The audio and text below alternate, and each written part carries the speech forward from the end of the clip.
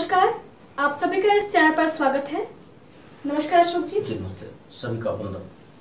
अशोक जी, आजकल हमें सुनने को आया है कि कोविड-19 के दौरान बहुत सारी आत्महत्याएं हुई हैं। Financial, academic, depression, schizophrenia, behavioural disorder, attention deficit, hyper activity disorder, बहुत सारे कारण हैं। इसका कोई लीगल कारण भी है क्या?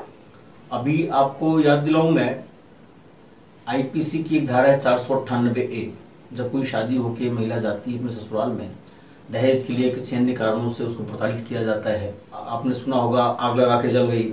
हाँ। या फांसी लगा के अपने को मार लिया उसने, जबकि उसके बच्चे भी हैं।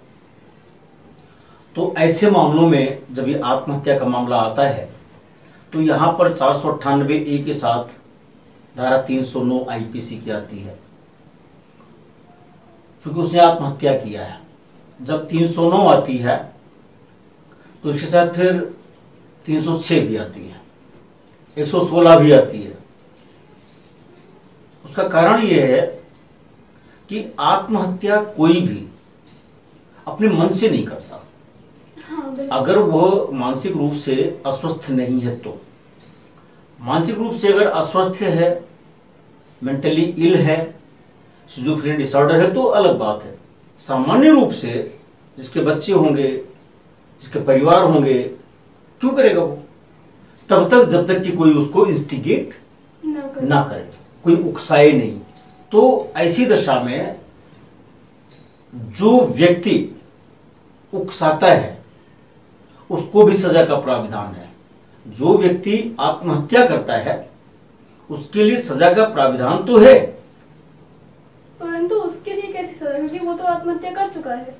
लेकिन कभी कभी होता है कि आत्महत्या उसने किया और मर गया, परंतु यदि वह ऐसा करने में असफल रहा, बच गया तो हाँ बिल्कुल, तब दंड दिया जा सकता है। हाँ, आपको बताऊं मैं कि जैसे अभी पुलिस के एक कर्मचारी थे, उनका एक्सीडेंट हुआ और उस एक्सीडेंट के नाते वो कुछ उनको डिसऑर्डर रहने लगा। इसके कारण उन्होंने अटेम्प्ट टू सुसाइड किया।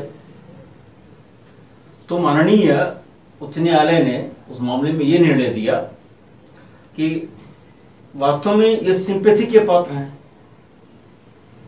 ऐसी परिस्थिति क्यों पैदा कर दी जाए कि इनके मूड में जो बिहेवियरल डिसऑर्डर आ रहा है वो आ जाए, इस पर ट्रीटमेंट की जरूरत है। तो उनको दोषी नहीं माना। मैं एक उदाहरण देता हूं, ए बी सी 3 लोग हैं। हाँ। ए ने बी को कहा कि वह सी को इस तरह से उकसाए कि वह आत्महत्या कर ले। अगर सी ने आत्महत्या का प्रयास किया और वह बच गया, अपराध हो भी गया एक तरह से, हाँ। बच गया एक अलग बात है, ट्रीटमेंट मिला वो अलग बात है। लेकिन जिसने इंस्टिगेट किया यानी बी ने, उसने तो अपनी पूरी कोशिश कर दी ना, जी जान लगा दिया ना उसने कि वो आत्महत्या करे। बिल्कुल। तो वो तो दंड का भागी हुआ ना 306 का। अब यहां ए का क्या होगा? क्योंकि बी ने अपने मन से नहीं किया कुछ, ए ने उकसाया, तो ए और बी दोनों ही इसके लिए जिम्मेदार होंगे।